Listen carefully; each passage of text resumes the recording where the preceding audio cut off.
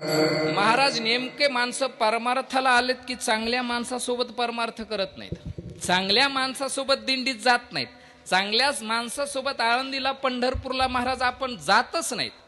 मला सांगा, आपण आत्तापर्यंत महिला मंडळ लक्ष आहे तुमचं, आत्तापर्यंत आपण वाईटच ऐकत आलोय. दादा महाराज वाईटच. तुम्ही म्हणता कसं काय महाराज? मी उदाहरण देतो जाधव साहेब.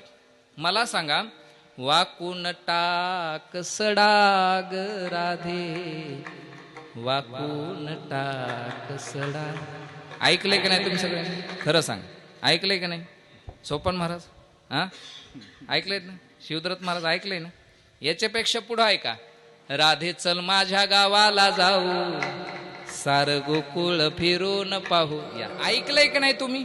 राधे चल माझ्या गावाला जाऊ, सार गोकुळ फिरून. ऐकलंय ना? याच्याही पेक्षा पुढं ऐका, लक्ष द्या. राधा रंगाने दिसते छान, तिच्या वेणीला गोंडे. तुझ्या बायकोला लाव की म्हणा.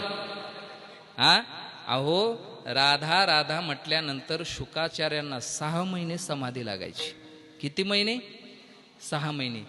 आणि आपण राधेला गोंडे काय लावतोय, आपण राधेला सडा काय टाकाय लावतोय, आपण राधेला फिरायला काय नेतोय. अहो, चांगल्या माणसासोबत जर तुम्ही गेलात ना तर चांगलं ऐकायला मिळतं. आळंदीला पंढरपूरला आल्यानंतर सुद्धा माणसं चांगल्या माणसासोबत जात नाहीत महाराज.